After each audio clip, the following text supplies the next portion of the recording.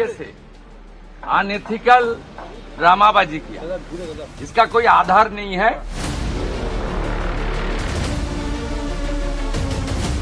एक भी वोट वो कोई कारछुपी नहीं होना चाहिए। सीसीटीवी नहीं फंक्शन कर रहा है, बीच बीच में नहीं दिखा, तो हम लोग का यही डिमांड है कि जब जब नहीं दिखा ये पूरा फुटेज भी हम लोग को अवेलेबल कीजिए।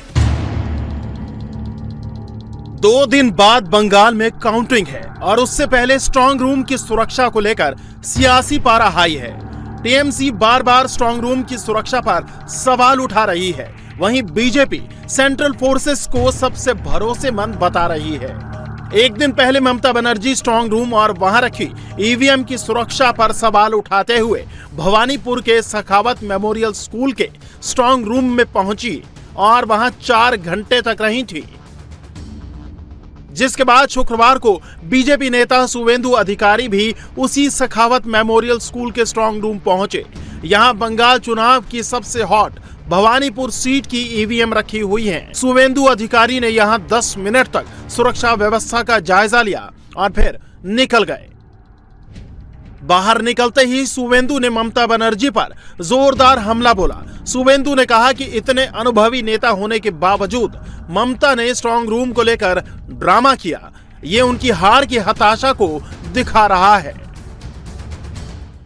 एक तो देखिए, प्रत्याशी के नाते जाना कोई ऑब्जेक्शनेबल काम नहीं है, जो ड्रामा कर रहा है वो ठीक नहीं है। क्या काम है 4 घंटा तक वहाँ जाकर घर में जैसे कपड़ा पहनता है उस करके, क्या है सब, क्या ड्रामाबाजी नहीं। वहाँ ईवीएम टेम्पर हो जाएगा, वो चेंज हो जाएगा। इतना बड़ा गाड़ी लेकर गया, वो गाड़ी में आपका वॉशरूम था, ये था, क्या प्लानिंग था। वहाँ धरना प्रदर्शन करके बंगाल में जो जनता ने जो अपने राय दे दिया, वो राय को चेंज करना है, ये कि क्या है उनका, ये ठीक नहीं है। वो तो सुनने वाला नहीं है, हारने वाला है। करने दीजिए, 2-3 दिन और करेगा। बंगाल में चेंज हो रहा है, सबको पता चल गया। आंकड़ा क्या होगा, कैसे होगा, वो तो 4 तारीख को आ जाएगा दोपहर तक, लेकिन चेंज हो गया, ये तो सबको पता है। नया सरकार आया है, बीजेपी सरकार आ रहा है। टीएमसी ईवीएम की सुरक्षा को लेकर लगातार सवाल उठा रही है। पहले स्ट्रांग रूम के बाहर धरना प्रदर्शन किया और फिर शुक्रवार को टीएमसी नेताओं का एक डेलीगेशन राज्य चुनाव आयुक्त से मिला। इसमें टीएमसी ने स्ट्रांग रूम की सुरक्षा को और सख्त करने के साथ ही सीसीटीवी में सुधार करने की मांग की। आज इलेक्शन कमीशन से हम लोग ने ये कहा कि सीसीटीवी जो फुटेज या सीसीटीवी के जो विजुअल्स दिख रहे हैं ये आ रहे स्ट्रांग रूम से, लेकिन बहुत सारे केंद्र में जो जहां जिसके बक्से या स्ट्रांग रूम में रखे हुए हैं वहां पे कैमरा नहीं चल रही है, अस्पष्ट है, दिख नहीं रही है, बंद हो रही है, फ्लक्चुएशन हो रहा है। तो हम लोग ने कहा कि इससे तो हम लोग देख नहीं पा रहे हैं, तो अगर देख नहीं पाएंगे तो कुछ अनहोनी हो जाए तो हम लोग कैसे समझेंगे।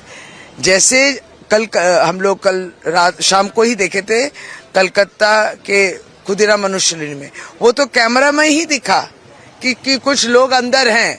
ये लोग अंदर क्यों हैं, उसके बाद ही तो इतने सवाल खड़े हो गए। और इतने सारे केंद्र, हम लोग पूरे केंद्र के नाम लिखे, करीब 20-25 तो केंद्र के नाम लिखे ही हैं हम लोग। इन जगहों में आपका सीसीटीवी नहीं फंक्शन कर रहा है, बीच बीच में नहीं दिखा, तो हम लोग का यही डिमांड है कि जब जब नहीं दिखा ये पूरा फुटेज भी हम लोग को अवेलेबल कीजिए।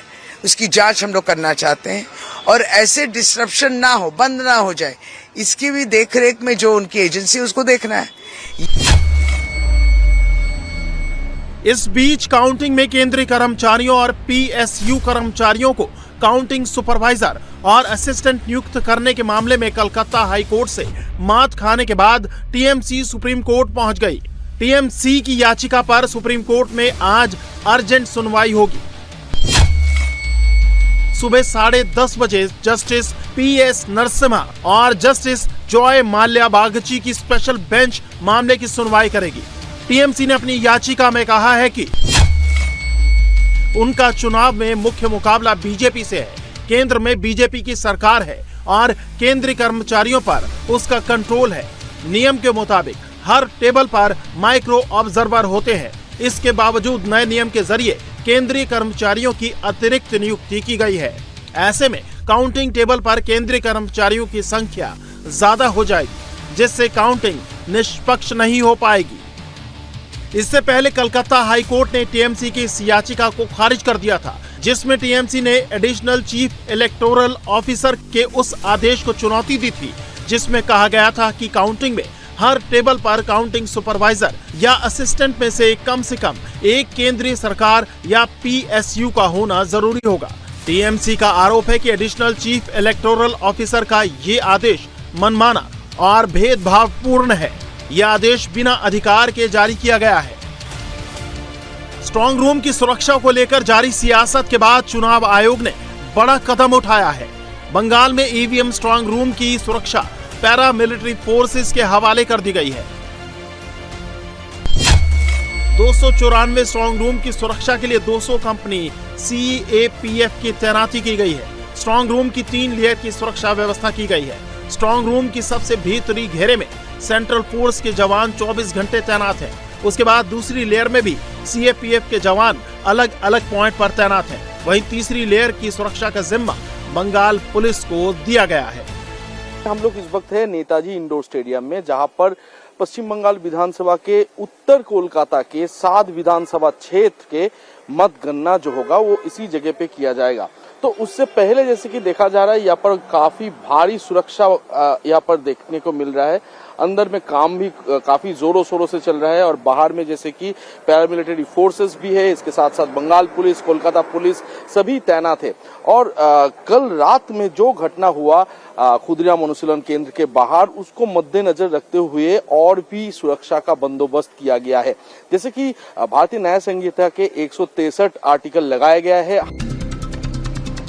पुलिस ने ईवीएम स्ट्रांग रूम सेंटर के 200 मीटर के दायरे में 5 या उससे ज्यादा लोगों के इकट्ठा होने पर रोक लगा दी है। चुनाव आयोग के इस आदेश के बाद पूरे बंगाल में स्ट्रांग रूम के बाहर सेंट्रल फोर्सेस की गाड़ियां और जवान दिख रहे हैं। स्ट्रांग रूम के आसपास की सुरक्षा और कड़ी कर दी गई है, लेकिन टीएमसी नेता अभी भी स्ट्रांग रूम की सुरक्षा पर सवाल उठा रहे हैं।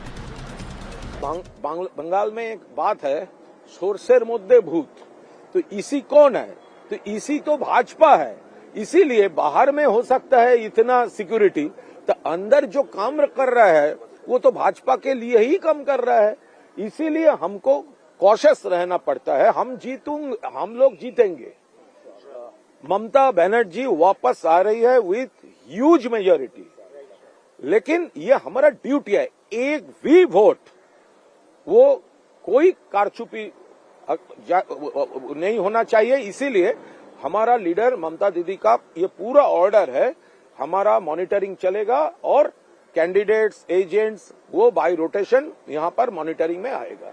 कॉमर्शियल गैस का ये जो देखिए, ये स्ट्रांग रूम की सुरक्षा को लेकर टीएमसी के सवालों का जवाब चुनाव आयोग पहले दे चुका है और लगातार दे रहा है। चुनाव आयोग के मुताबिक स्ट्रांग रूम और काउंटिंग सेंटर की सुरक्षा सीधे निर्वाचन आयोग के निर्देश पर की जा रही है।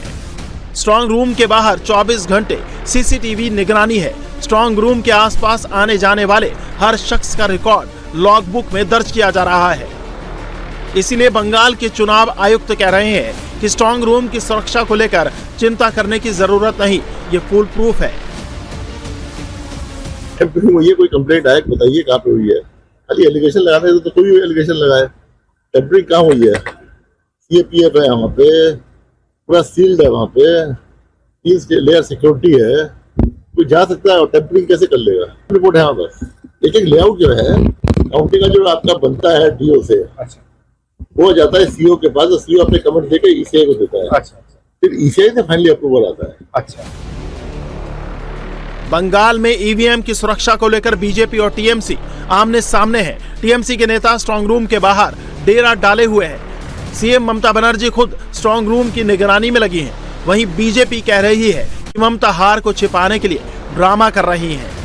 स्ट्रांग रूम को प्रोटेक्ट करना हर प्रार्थी का फर्ज बनता है, क्योंकि इंसान अपने जो ओपिनियन वो ईवीएम में दिया, और ईवीएम शुड बी प्रोटेक्टेड। अब इलेक्शन कमीशन तो बायस है टुवर्ड्स बीजेपी, तो हम लोग को हर समय ये लगा रहता है ये इलेक्शन कमीशन क्या धांधली कर दे, पहले से कर रहा है। इसलिए जहां पर खबर आया नेताजी इंडोर में जो विदाउट इंफॉर्मेशन वो बैलेट, वहां पर जाना ही नहीं चाहिए, वहां पर जाके क्या सेग्रीगेशन क्या सब कर रहा था, ये हमारे दिल को संदेह आया। और इसलिए मैडम भी अपने गए, हम भी अपने स्ट्रांग रूम में गए देखने के लिए सब ठीक है कि नहीं। लेकिन बात यही है, कोई ठोस सबूत उनका पास नहीं आए, कोई पुख्ता सबूत नहीं आए, सिर्फ हवाबाजी करने के लिए ये ड्रामा उन्होंने कर रहा है। लेकिन इस ड्रामा से तृणमूल का ही नुकसान होगा। तो विरोधी राजनीतिक दल इतना दिन करते थे, जो आरोप लगाते थे, आज ममता बनर्जी और उनका साथी वही आरोप लगा रहा है। मतलब काउंटिंग का पहले ही ममता बनर्जी जो विरोधी हो गया, विपक्ष हो गया, वो स्वीकार कर लिया।